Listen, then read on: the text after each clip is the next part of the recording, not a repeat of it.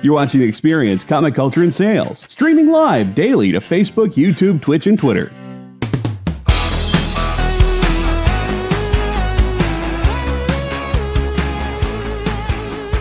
What's up, the internet? It's producer Kyle. How's it going? We are still stuck at home for Comic-Con.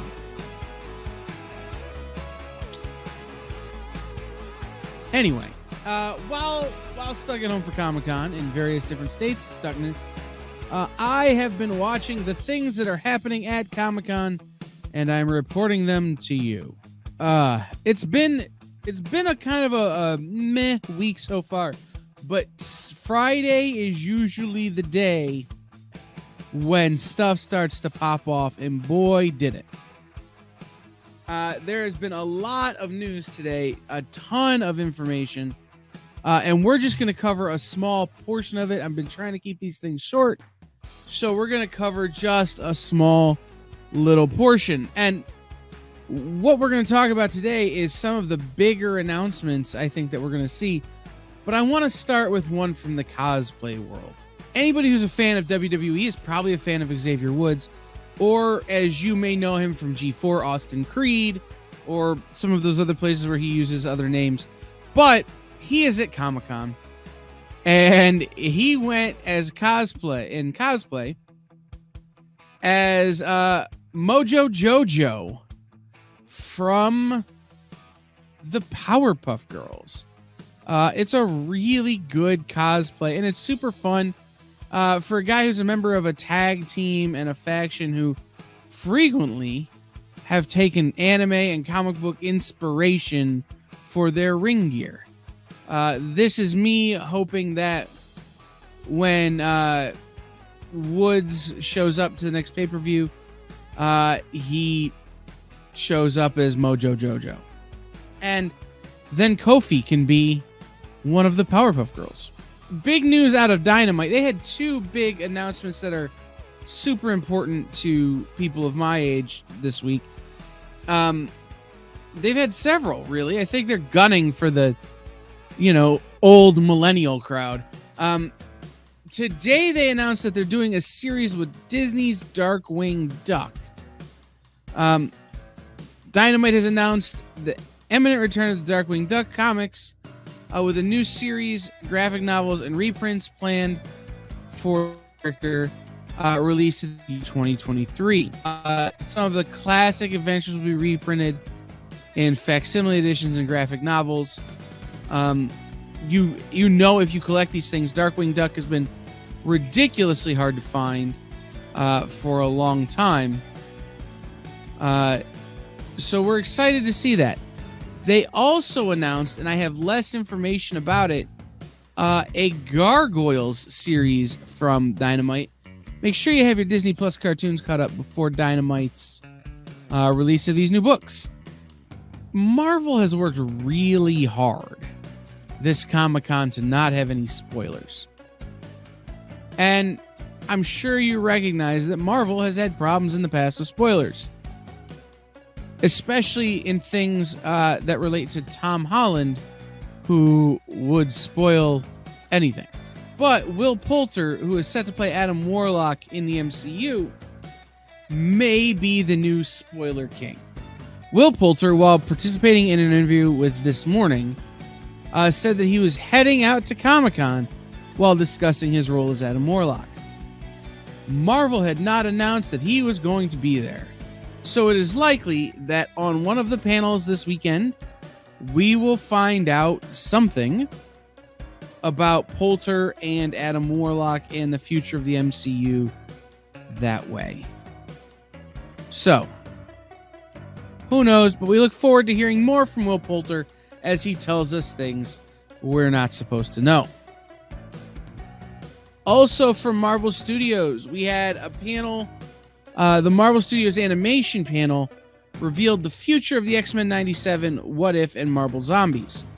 If you watched What If last year, you know that following Loki, some of the What If stories were going to remain canon, at least temporarily, as they deal with the multiverse. So So at San Diego Comic-Con, Marvel Studios head of streaming and television, Brad Winderbaum, teased the future of the company's offerings alongside some special guests, promising first looks at X-Men 97, Marvel Zombies, and What If Season 2 during the panel.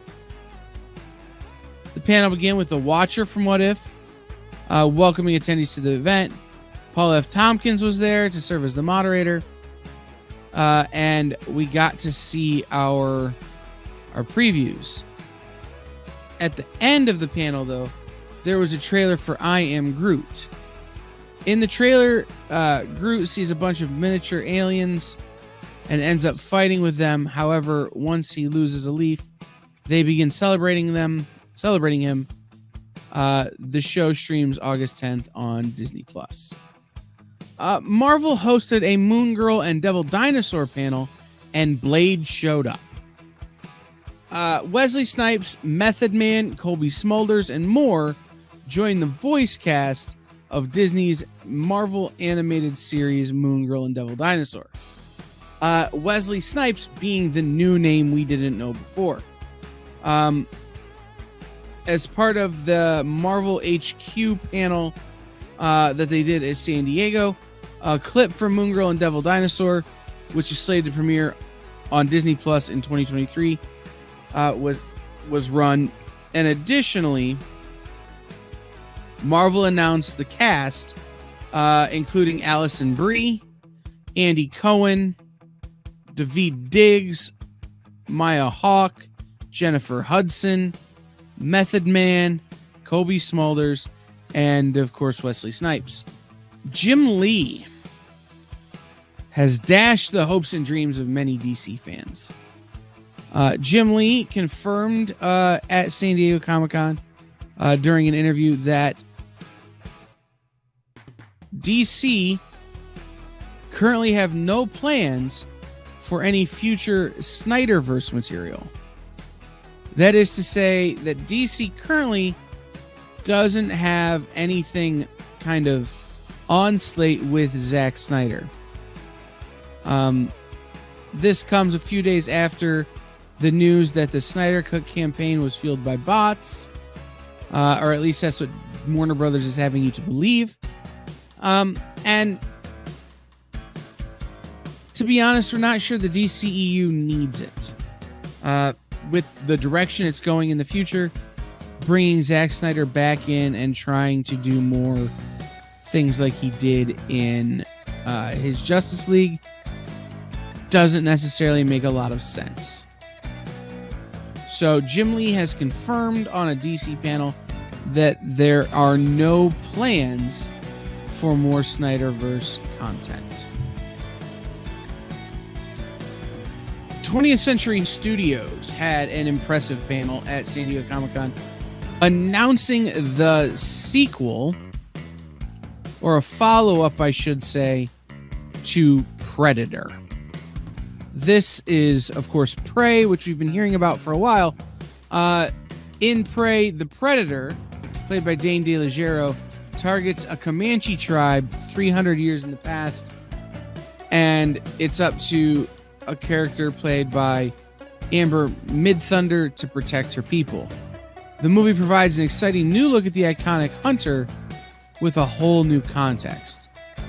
To celebrate the new chapter, Midthunder, DeLaGero, Dakota Beavers, director Dan Trachtenberg, and producer Jane Myers visited CBR at San Diego, and so they did a panel. They did a pre-recorded interview talking about the new Prey poster and new Prey information ahead of the Predator.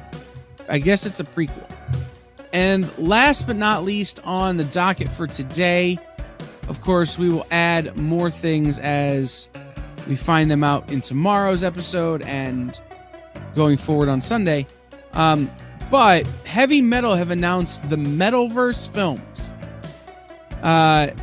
So Heavy Metal, which is a publisher that's celebrating its 45th anniversary this year, has announced that they will be doing movies and television shows based on their properties.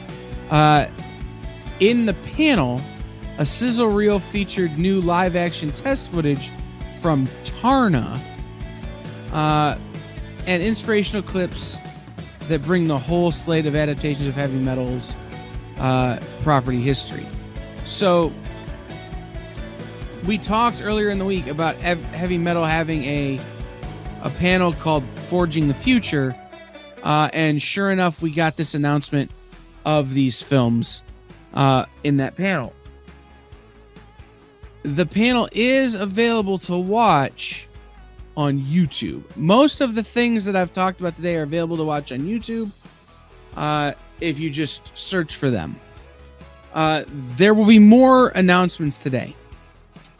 I'm certain of it. In fact, there are a couple of live panels right now as I'm recording this, including the Walking Dead panel, a Hot Toys panel, and some more DC publication things. But I will bring you that information tomorrow as it becomes available to me and becomes clearer. So, I will see you tomorrow from Not at Comic-Con. Bye, everybody.